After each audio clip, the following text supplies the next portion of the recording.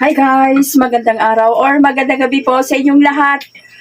Welcome back po ulit sa aking YouTube channel guys, Attitude TV. For today's video ay update lang po sa aming mga ginagawa guys. Ayan, kahapon hindi ako nakapag-video or nakapag-upload kasi sobrang busy guys. Ngayon sobrang busy din.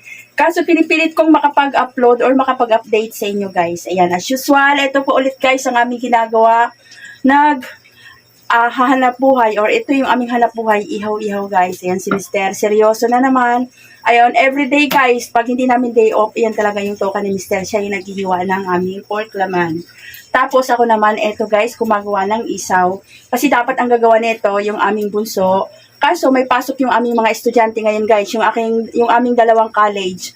Yung atin namin may orientation sa TESDA. Tapos yung bunso ko may pasok everyday. Saturday lang yung wala. Kaya ngayon, talagang kami, dalawa ni Mister, susubukan kong makapag-upload or makapag-update sa inyo. Mamaya titignan ko sa tindahan kung makapag-video pa ako guys kasi ito talagang tagtaran. Yan, marami. Tapos naglaga na ako ng, nag-pressure cooker na ako ng tenga. Tapos ito yung dugo. Yun, yung iba nagawa na hugasan na lang. Tapos ito yung mga balon-balonan. Ayan guys, sana makapag-video ako mamaya. Sa ngayon po ay ayan, in-update ko lang kayo sa aming mga ginagawa guys. Thank you po sa inyong suporta. Shout out po sa inyong lahat sa mga nanood sa aking video na walang sawang sumuport at sa mga hindi nag-skip ng ads. Maraming salamat guys. Sana po magustuhan niyo po ang aking video.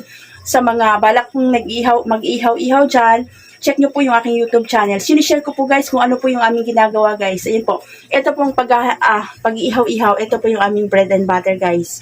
Ayan, ito po yung sumusuporta sa aming dalawang college. Ulitin ko po, meron po kaming dalawang college. First year college na IT, yung aking bunso. Tapos yung aming fourth year college. Ayan, last in God's will. Ayun, last sem na to niya guys. Makapagpag-graduate na rin kami ng kolehiyo, yung aming ate. Ayan, ngayon sila ay nagtetest na. Mag-OJT na sila ngayon guys, itong second sem na to. Ayan, in God's will. Nakaka-proud dahil dito po sa aming pag-ihaw-ihaw. Yan guys, sa ngayon po ay, ayun, bye muna at babanatan or talagang tutok tayo ngayon dito sa aming ginagawa kasi kami lang dalawa ni Mister. Ayan, magtutuhog, magtitimpla. Siya rin yung naghihiwa. Ayan yung toka niya guys. Medyo matagal yan kasi medyo marami yung aming laman. Magkano yung ating laman ngayon? 10 kilos lang. 10 kilos lang guys yung aming laman ngayon kasi ordinary days ngayon. Ayun. Pagka ordinary days, ayan lang po yung minimum namin. 10 kilos na pork laman. Yan lang po. Ayan.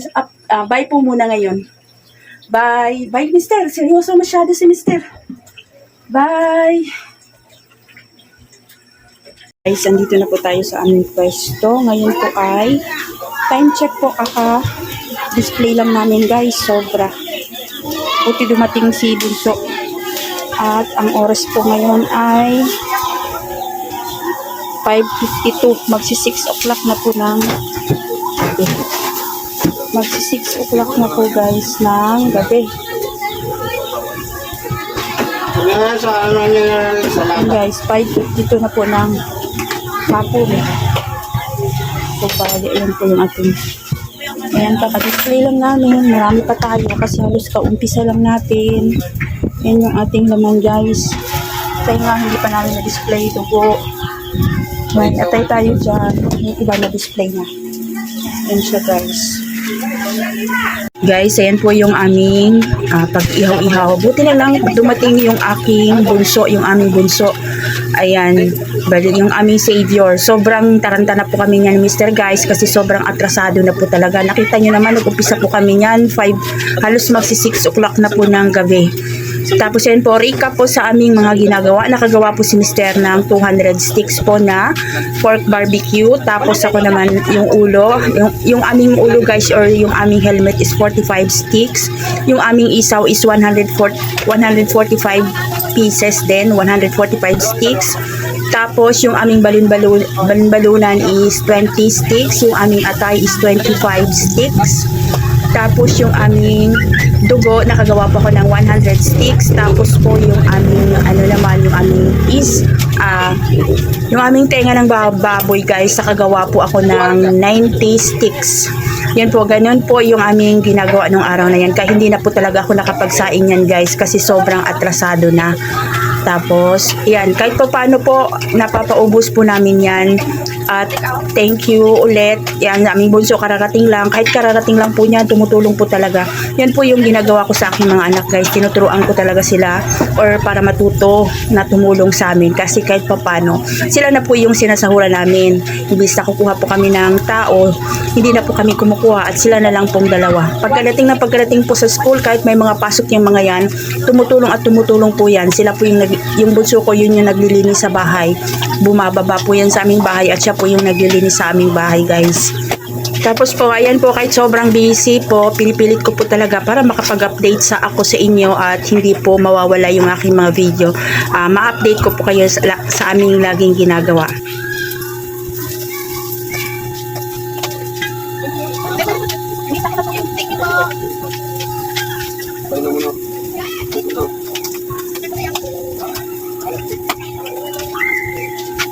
Ay guys, ayan, buting mo pa yung ating customer.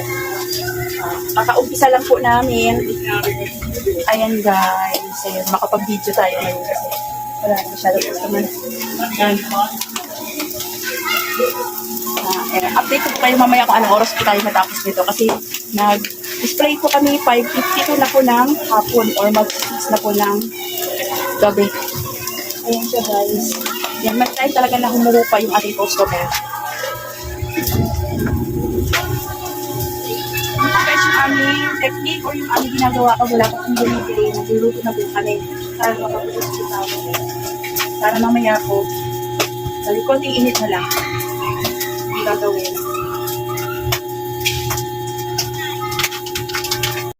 20 po. Sigo. Sa isang.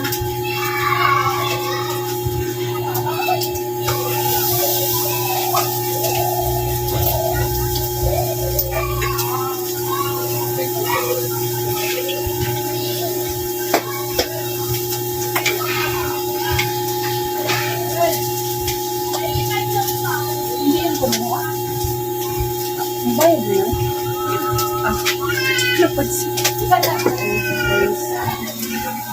Ito yung aking ginagawa nito. Ayan po. Hindi lang natin kita sa ating camera pero dito po. Yan yung aming hawaan ko doon sa kabila naman.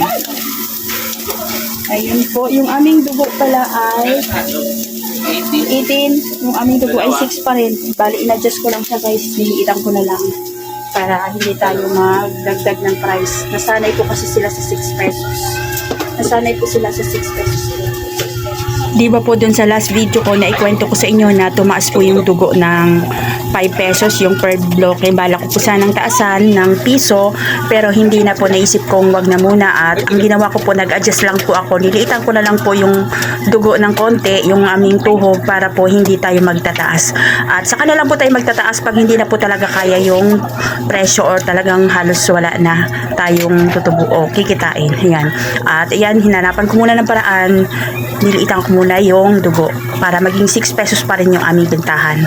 Tapos pala guys, yung aming ate dyan, kami lang tatlo dyan kasi yung ate namin nasa training.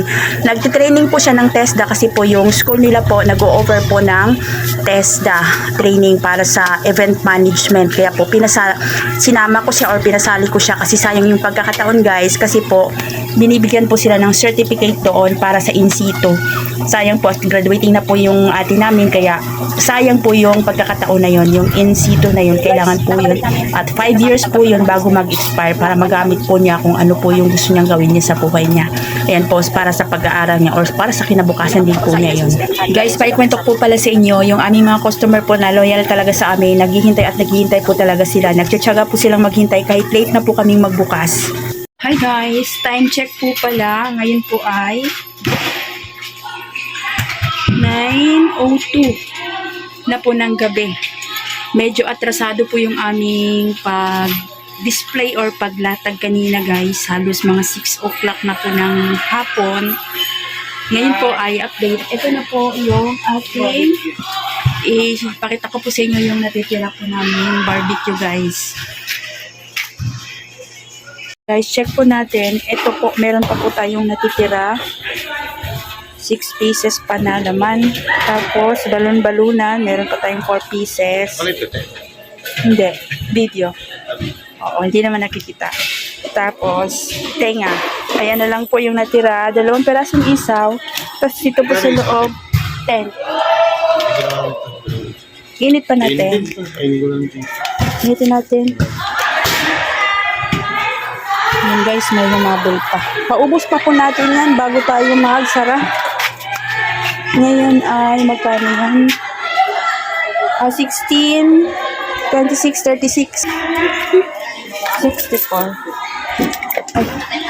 Guys, hindi ko po akalain na halos mapaubos po natin yung aming paninda dyan kasi po, ang regular display namin, 4:30 to 5 po. Nag-display po kami niyan, 6, magsi-6 na po ng gabi.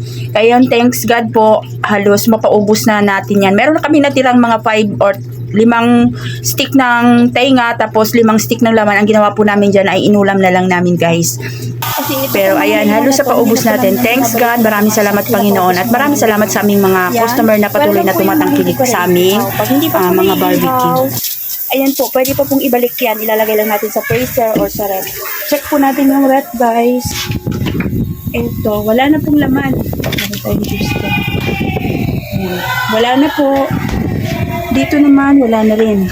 Kung ano po yung natitira doon, yan na lang po yung natira sa aming ihaw-ihaw. Wala. Hindi kami nakapagsaing ngayon. Dahil atrasado na. Yan po, may naghahanap ng kanin. Tapos dito po sa isang ihawan, wala na po. Nilipat na nito doon. Halos mauubos na yung ulo doon. Yan na, maglilinis na tayo guys para magliligpit na. Sausaw lang daw. Tapos ayun, sa awa ng Diyos, halos mauubos din tayo kahit atrasado na yung ating pag-display. Paubos lang natin yun. Marami pang tao dito sa aming covered court kasi may nagbabalibol guys. Yan, mauubos pa yan. Yan guys, yan lang po yung update ko sa aming pag-ihaw ngayong araw ng Huwebes, Thursday, January 23. January 23 guys, ayan. Ayun po, ulitin ko po sa mga nagbabalak mag-ihaw-ihaw dyan. May video po ako tungkol po sa aking mga inihaw guys. Check mo po yung aking YouTube channel. Yan po, hanggang dito lang po yung video ko. Maraming salamat po sa patuloy niyong suporta sa aking YouTube channel at Ijo TV. Maraming salamat. Please, sana po hindi ma-skip yung ads guys. Thank you sa inyong lahat. Please like, share, and subscribe. Maraming salamat. God bless po sa ating lahat. At yan lang po yung aking masasabi. Kapag wala po tayong ginagawang masama, wala po tayong dapat ikahiya. Thank you po. God bless po and bye.